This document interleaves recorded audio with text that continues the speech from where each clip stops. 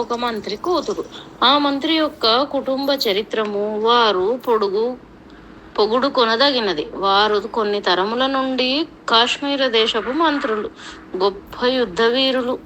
మొదటి గోనందుని వరకు కాశ్మీర రాజ్య సౌభాగ్యము వారి నీతి బలం మీద, వారి బాహుబలం మీద ఆధారపడి ఉండనని చెప్పవచ్చు. ఒక వంశంలో ఒకడు గొప్పవాడైనంతనే వారి సన్నిహిత బంధువులందరూ తమ గొప్పదనము పెరిగినట్లు ఊహింతురు. అతడు సంపాదించి ఉండును, వీరు తినుచుందురు, ఒక టీవీ పోదురు, ఆ టెక్కు నెరుపుదురు, ప్రపంచికమంతయు తమ ముందు ఎందుకన్నట్లు ప్రవర్తింతురు. అందరూ తమకు లొంగిపోవలసినదే కాని తామెవరికి లొంగరనుకొందురు. తక్కువ మాట్లాడుదురు, గర్వపు చూపులు చూతురు, నవ్వరు. అది ఏదో సర్వ సామ్రాజ్యము తమ భుజాలపైన తామే మోయిచున్నట్లు నటింతురు. ఆ మంత్రి కులమిట్టిది. ఆ ఇంటిలో పుట్టిన ప్రతి జీవి ఇట్టి ప్రవర్తనయే చేయును. ఈ భార్య ఆ కులములోనే పుట్టినది. ఆమె చాలా సౌందర్యవతి. తన పేరు తండ్రి యొక్క యథార్థ స్వరూప ద్యోతకమనిగాని పెట్టెనని ఆమె ఉద్దేశము. కాశ్మీర దేశము చలిదేశము. చలిదేశములలో జనులు తెల్లగా ఉందురు, లేదా సుంత ఎరుపుగా ఉందురు.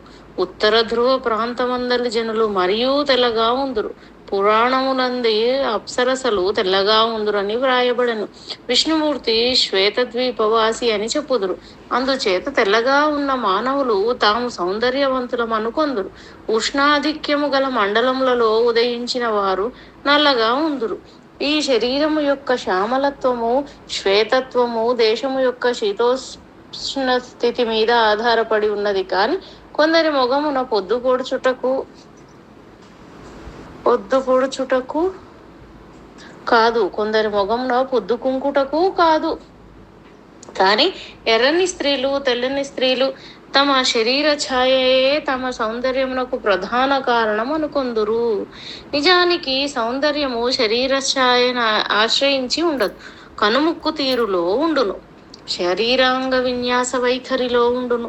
జ్యోతిర్మయ యొక్క శరీర ఛాయ క్షీరోపాధో రాశిగల తరంగలో డీలును పరచును. ఆమె శరీరావయవ విన్యాస వైఖరి, కనుముక్కు తీరు, నేత్రముల యొక్క వైశాల్యము, చుబుకము యొక్క పొందిక, చెక్కిళ్ల ఎందలి కండల పంపకము, చెవుల యొక్క యునికి, శిరోజముల హద్దులు, చూర్ణాలకములు. నిజానికి సౌందర్యం అనున్నది ఇంతకంటే అధికముగా మరి ఒక చోట ఉండునా అన్నట్లుండును. ఇంతటి సౌందర్యము చేత ఆమె గర్వము, ఆమెకు గల వంశమునందలి దురభిమానము చేత, గారావముగా పెంచబడిన దురుసుతనము చేత, తన తండ్రి యొక్క ఆధిక్యము వలన తమ ఇంటికి వచ్చిన ఎంతెంతటి వారు వినయం అవలంబించుట చేత హద్దులు మీరిపోయాను. ఆమె తండ్రి పేరు నీలాంగదుడు. అతడు తన కూతురును రాజునకిచ్చడి వాడే కాదు. పూర్వకాలమునందు కాశ్మీరమునందు ఒక్కడే మంత్రి. ప్రథమ గోనందని కాలమందున ఇద్దరైనారు. దామోదరుడు తన రాజనీతి ప్రౌఢి చేత మంత్రులను 12 చేసెను. నీలాంగదుని పూర్వులకు ఉన్న ఆధిక్యము నీలాంగదునకు లేదు. కానీ వంశపరంపరముగా వచ్చు దాష్ట్ర్యము, వచ్చుటెక్కు, దురహంకారము సమృద్ధిగా ఉన్నది. పూర్వపుటు ఆధిక్యము లేదు తప్ప ప్రధాన మంత్రిత్వం ఉండనే ఉన్నది. మరియు నీలాంగదుని తండ్రి మహాదాత అయి ఆస్తి పాడు చేశాను. అంతే కాక తన పూర్వులు సంపాదించిన ధనమును గోనందుని శత్రువులను గెలుచుటకు చాలా వ్యయపెట్టాను. అందుచేత నీలాంగదుని నాటికి వారి తొలుతటి లక్ష్మి లేదు. అతడు పేరునకు ప్రధాన మంత్రి కాని యాథార్థ్యమునకు తక్కిన మంత్రుల వంటి వాడే. 5 మంత్రులు తమ కూతుండ్రును రాజునకిచ్చి బలవంతులైనారు. తన బలము తగ్గిపోయినది. తన ప్రధాన మంత్రిత్వము కూడా చెడిపోయేనేమో. తన స్థితికి భంగము రాకుండా జ్యోతిర్మయిని రాజునకిచ్చెను. రాజు కూడా తక్కిన మంత్రుల కూతుండ్రయన్ జ్యోతిర్మయి అందువలనే పరమ వ్యామోహితుడు కాలేదు. ఆ జ్యోతిర్మయి యొక్క విలాసములు, హేళలు, చేయు విదిలింపులు, దురుసుతనము, వయ్యారములు, పక్కచూపులు, మూతి విరుపులు, శృంగార రసమును పండించి తూర్పార పట్టినట్లుండె. ఆమె 7వ భార్య. ఆమె వచ్చినప్పటి నుండి రాజు గట్టిగా పాతిక ఇనుప మేకునకు కట్టివేసిన ఏనుగు వలె అయ్యాను. పాతిన ఇనుప మేకు కట్టివేసిన ఏనుగు వలె అయ్యాను. కానీ అది పట్టపుట ఏనుగు. సర్వదా కట్టివేయుటకు వీలు లేదు. కానీ జ్యోతిర్మయి ఇనుప మేకు. కొన్ని నెలలు తిరగక ముందే సర్వాధికారం ఆమె చేతిలోనికి తీసుకున్నాను. పట్టపురాణి పేరు సుధాలహరి. ఆమె సాధువు, శాంతురాలు, వినయవతి, ఎంతయో మర్యాద కలది. రాజెంత చెప్పినో అంత చేయు. పట్టపురాణి తానేమియో ఆజ్ఞాపించదు. ఆమె రాణి అని ఎవరికి తెలియదు. జ్యోతిర్మయి పట్టపురాణి తలలోని జేజమ్మాయి కూర్చుండేది. పూర్వము గోదనందుడు తల్లి అయిన యశోవతికి ప్రతిదినము లెక్క ప్రకారము పునుగు, జవ్వాది, అగరు, పచ్చకర్పూరము, సమృద్ధిగా ద్రాక్షరసము పంపించడివాడు. ఇది అంతయు ఆమె వాడదు.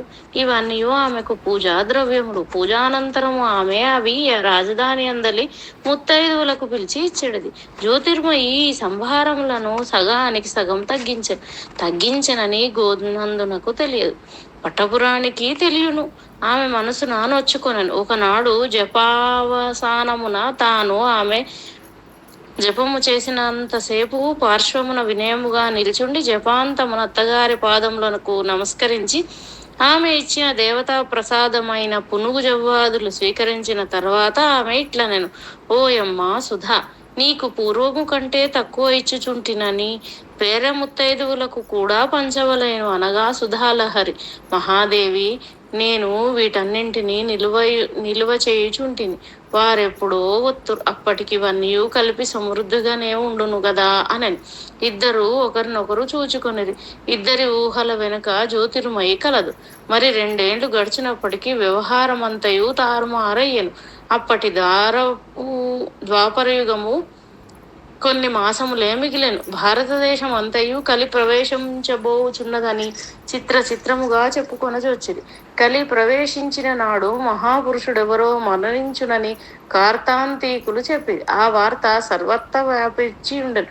కొలది నెలలు మాత్రము ద్వాపరయుగము మిగిలియున్నదట. క్రమక్రమముగా జ్యోతిర్మయి అధికారము పెరిగిపోవుచుండెను. యశోవతి కాని, పట్టపురాణికి కాని, తదితర రాణులకు కాని ఇతరాంతఃపురముల వ్యవహారము కాని, వారికి పంపింపబడు సంభారములు, వలసిన ధనము తగ్గింపబడుచుండెను. కొందరు రాణులు పోయి రాజుతో చెప్పుకొనుచుండ్రి. సుధాలహరి నోరెత్తలేదు. యశోవతి మాట్లాడలేదు. ఒకనాడు హఠాత్తుగా యశోవతికి సంభారములు రాలేదు. ఆమె చాలాసేపు ప్రతీక్షించెను. అడుగగా ప్రతిహారిణి ఇట్లనెను. అమ్మా, దినదినమంత వ్యయం ఎందుకని జ్యోతిర్మయీ దేవి గారన్నారు. భగవంతుడు వీనిని ఆరగించునా, భోగించునా? యశోవతీదేవి గారికి ఏవి కావలేనో అవి పంపింపబడును.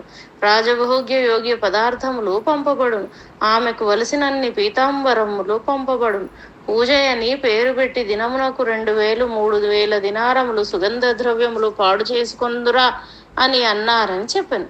యశోవతి నవ్వెను. పక్కనున్న సుధాలహరి మనసులో కష్టపడెను. పెద్ద కోడల్ని చూసి యశోవతి ఇట్లనెను. అవునమ్మా, మనము భోగపరాయణులము. భగవంతుడు భోగపరాయణుడా? మనము మన భక్తిని వెల్లడించుటకు రాజోపచారములు, దేవోపచారములు అని చేయదు. దేవోపచారములు న్యాయమే. రాజోపచారములు ఎందుకు? రాజోపచారములు చేసి భగవంతుని కిందికి దించుచున్నారము. జ్యోతిర్మయి వివేకవతి. వారి వంశమే లౌకికము కల విజ్ఞాన వంశము. వారి టీవీ ముందు మహారాజుల టీవీయే పనికిరాదు. ఈ నడమ వారి వంశౌన్నత్యము తగ్గినది పాపం. జ్యోతిర్మయి గొప్ప జాతకురాలు. వారి ఇంట పుట్టినది. వారి ఔన్నత్యము మరల వారికి సంపాదించి పెట్టగలదు. నీ మామగారు దామోదర మహారాజు గారు నీలాంగదుని ఆధిక్యమును తగ్గించెను. ఈమె భర్త అయిన గోనంద మహారాజు మరలా వారి ఔన్నత్యము వారికిచ్చెను. యశోవతి ఇట్లనుచుండగా జ్యోతిర్మయి యొక్క అంతఃపురాధికారిణి అచట ఉండెను. ఆమె పోయి జ్యోతిర్మయితో ప్రత్యక్షమును చెప్పెను. జ్యోతిర్మయికి అర్థము కాలేదు. ఇది ప్రశంసయా, నిందయా? తన వంశమును పొగుటయా, తెగుడుటయా? తాను రాజమాతనేమి చేయగలదు? ఇట్టి సంభారములు తగ్గించగలదు. గోనందుని తన చేతిలో పెట్టుకొని ఆడించుచున్నది. కానీ అతడు తన చేతిలో నుండి జారిపో విషయములు రెండు మూడు కలవు. మొదటిది యశోవతిని ఏమనుటకును వీలదు. రెండవది సుధాలహరి యొక్క పట్టపురాణితనమును తొలగించుటకు వీలు లేదు. పట్టపురాణి వద్దకు పోకుండా చేయవచ్చును. దినదినము ప్రాతకాలమున యశోవతి పాదాభివందనము మాత్రము మాన్పింపరాదు. గోనందుడు ఒక విచిత్రమైన రాజు, అంతకంటే విచిత్రమైన వ్యక్తి. జ్యోతిర్మయి యొక్క అన్నగారులిద్దరున్నారు. వారు చండప్రచండులు, గొప్ప వీరులు. వారు తమ కంటే దానుష్కులు లేరనుకొందు, తమ కన్నా ఖడ్గ విద్యా నిపుణులు లేరనుకొందు. నిజానికి సామాన్యులే గాని అధికులు కారు. ఆ వంశంలో పుట్టుట చేత, నీలాంగదుని బిడ్డులగుట చేత, జ్యోతిర్మయిక అన్నగారులగుట చేత వారు మహాపరాక్రమవంతులన్న మాట పాటికి వచ్చింది. భారత యుద్ధము జరిగి నేటికి 36 గడిచింది. ఈ 36 భారతదేశమున ఒకని మీద దండెత్తిన రాజు మరొకడు లేడు. యుద్ధములు లేవు. యుద్ధములు లేనప్పుడు అందరూ మహావీరులే. వారిద్దరూ మరల తమ తొల్లింటి భూభాగమును ధనమును సంపాదింపవలనని ఎంచి, ఆ భూభాగములు పూర్వము తమ తాత కొందరు ధనవంతులకు అమ్మెను. వారి దగ్గర కొనవలేనన్నచో వీరి వద్ద అంత ధనము లేదు. ఏవియో రాజకీయ వ్యవహారములలో దింపి రాజభయము పెట్టి మరల తీసుకొనిది. అట్టి కృత్రిమములను కొన్ని చేసిరి. వారు పోయి రాజుతో చెప్పుకొనిది. వారు రాజు బావమరుదులతో అది న్యాయము కాదని చెప్పాను. వారా ఆస్తి తమదే అని అనిది. రాజు జ్యోతిర్మయితో చెప్పాను. ఆమెను తన అన్నగారులతో ఇది న్యాయము కాదని చెప్పమనెను. ఆమె జంకెను. రాజు మామగారితో చెప్పాను. ఆయన, నేను పెద్దవాడనైపోతిని, మహారాజులు మీరే చేయలేకపోయినప్పుడు నేనేమి చేయగలుగుదును అనెను. నిజముగా మహామంత్రి వృద్ధుడైను. జ్యోతిర్మయి భర్తను బతిమాలను. రాజు మెత్తబడను. ఆ అన్యాయం అన్యాయముగానే మగిలిపోయాను. గోనందునిలో ఒక మూల ఎచ్చడనో న్యాయబుద్ధి ఉండెను. పోయి ఒకనాడు తల్లితో మాట్లాడుచు ప్రాసంగికముగా ఇట్లు జరిగినదని చెప్పాను. ఆమె ఏమీ మాట్లాడలేదు. గోనందుడు తల్లిని, మాట్లాడవేమమ్మా అని అను. యశోవతి, అవునయ్యా, ఈ కాశ్మీర దేశము పూర్వము పద్మశంఖ కర్కోటకాది నాగులది. వారు పాతాళలోక వాసులు. వారు నేడు వచ్చి ఈ రాజ్యం ఆక్రమించుకున్నచో మానవులము మనమేమి చేయగలము అనను. గోనందునకు ఆ మాట అర్థము తెలిసికొనడి శక్తి లేకపోలేదు. కానీ జ్యోతిర్మయి మీద ప్రేమ దాని అర్థము కానీయలేదు. అంత గోనందుడు తల్లి పూజాగృహమునకు పోయెను. పూర్వం ఆ గృహములోనికి పోయినప్పుడు భూదేవి శరీరగత సర్వపరిమళ మహాంబూ రాశి తరగుకొన్నట్లు ముక్కులు సొడుపు ముట్టెడిది. ఇప్పుడు ఏమీ లేదు. గోనందుడు ఆశ్చర్యపోయాను. ఇది ఏమమ్మా, పూజలు చేయుటలేదా? సుగంధ ద్రవ్యములు సమర్పించుటలేదా? అయ్యో, ఇట్లున్నదేమి అనను. యశోవతి ఇట్లనను. అయ్యా, భగవంతునకు దేవోపచారములు చేయవలేను కాని రాజోపచారములు ఎందులకు? అప్పుడచట సుధాలహరి ఉండెను. పట్టపురాణియు రాజును కలిసి వెలికి వచ్చిరి. గోనందుడు పట్టపురాణితో ఇట్లనను. అమ్మగారు అట్లనిరేమి అని. సుధాలహరి, నాతో కూడా అట్లే అనిరి. గోనందుడు, మరి వచ్చడి సుగంధ ద్రవ్యములన్నీ ఏమగుచున్నవి? సుధాలహరి, వచ్చుచున్నట్లే లేవు. గోనందుడు అనగా సుధ మాట్లాడలేదు.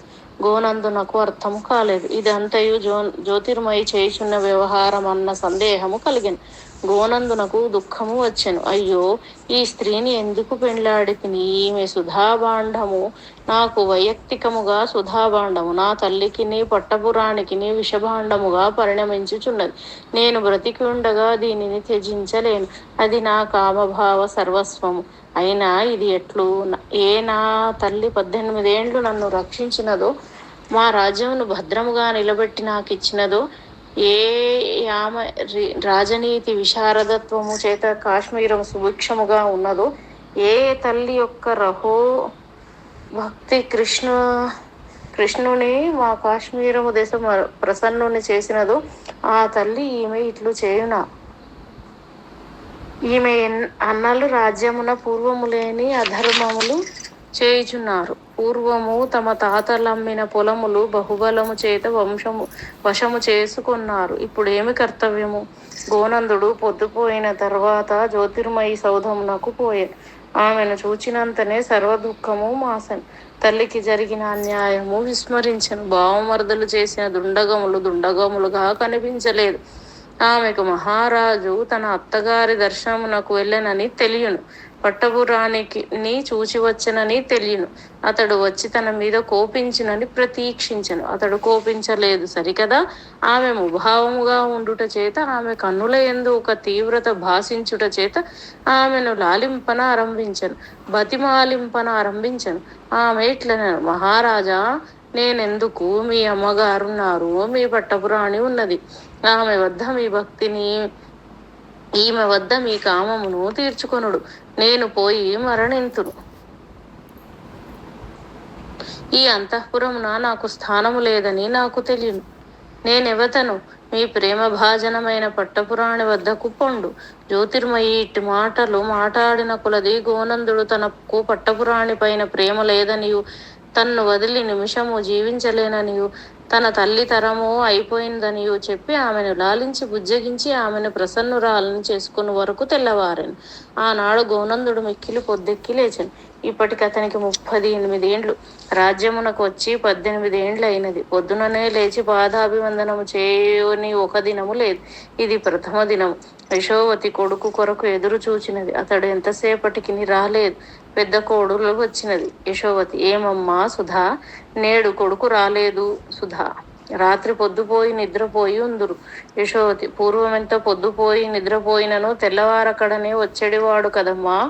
సుధ: మహాదేవి, కలికాలం ఎప్పుడు ప్రవేశించును? యశోవతి: ఇంకా 2-3 నాళ్ళున్నది. రాణి: అది ఎట్లు తెలియను?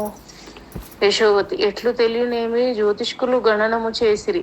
ద్వాపరాంతము 36 ఏండ్లు మిగినది. అప్పుడు ధర్మరాజునకు పట్టాభిషేకము జరిగినది. ఈ 2-3 దినములలో ఎవడో మహాపురుషుడు మర్త్యలోకమును వదిలిపోవునట. ఆనాడే కలి ప్రవేశించును. రాణి: ఆ మహాపురుషుడు ఎవరయ్యుండును? యశోవతి: మనకెట్లు తెలియను? సుధ: మహాదేవి, మీకు తెలియను. నా మీద మీకు నిండైన ప్రేమ లేదు. మీరు స్వయం ప్రభను చూచినట్లు నన్ను చూచుట లేదు. నన్ను భర్తయు మన్నించుట లేదు. నా అత్తగారును మన్నించుట లేదు.